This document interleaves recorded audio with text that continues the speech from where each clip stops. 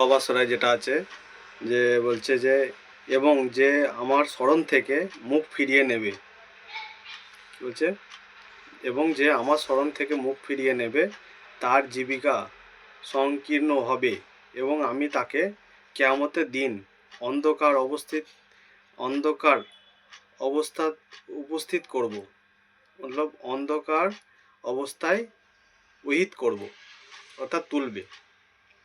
তারপরে কি বলছে, সে বলে, হে আমার পালনকর্তা, আমাকে কেন অন্ধ অবস্থায় উহিত করলেন?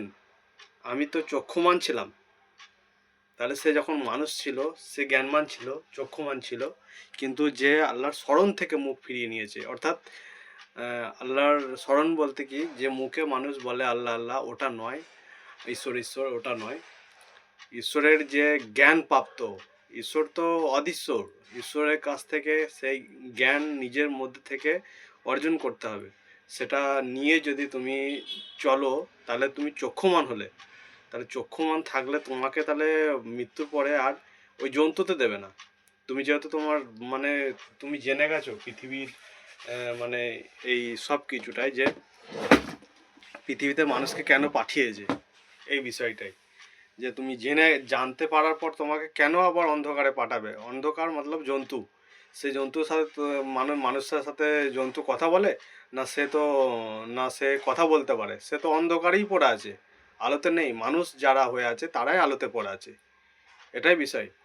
এবার বুঝার বিষয় হচ্ছে যে মানে কোরআন হচ্ছে মানে যারা বোধ শক্তিমান, যারা যারা মানে কোরআনকে বোঝার মানে যোগ্যতাটা রাখে, অর্থাৎ সবাই রাখতে পারবে যে চাইবে।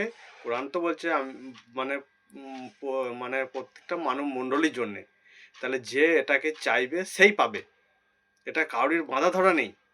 তা তুমি যদি চেষ্টা করো তুমি করতে পারবে, তাহলে এটা হচ্ছে জানতে পারবে। তাহলে জানার আগ্রহটাকে তোমাকে জাগাতে হবে, তোমাকে সেই জায়গায়, যে জায়গায় মানে একটা জিনিস জানবে, যে জায়গায় তোমার মানে খিদে আছে, তোমাকে খাবার খেতে হবে, সেই জায়গায় গিয়ে তুমি খাবারটা পাবে। তুমি যদি সেটা কোনো একটা মাঠে বা কোনো একটা গার্ডেনে বসে যদি খাবার চাও, পাবে কি? তোমাকে খাবার পেতে গেলে হয়তো হোটেলে যেতে হবে, নাহলে বাড়িতে আসতে হবে, তারপরেই তুমি পাবে।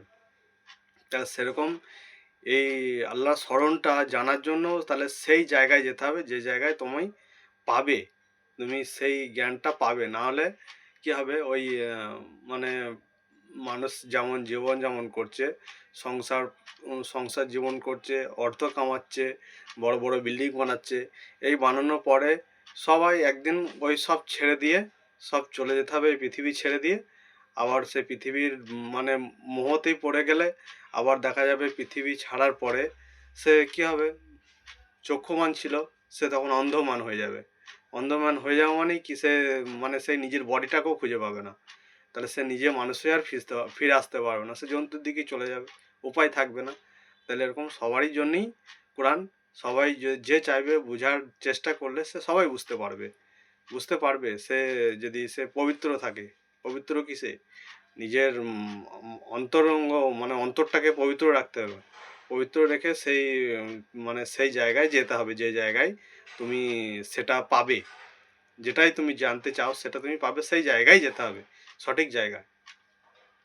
এটাই বিষয়, যে পিছনে ভিডিওটা যেটা আমি বলেছিলাম যে অন্ধকার হিসাবে তুলবে, অন্ধকার করে তুলবে, তো সেইটার আয়াতটা আজকে এই আয়াতটাই আমি দেখিয়ে দিলাম।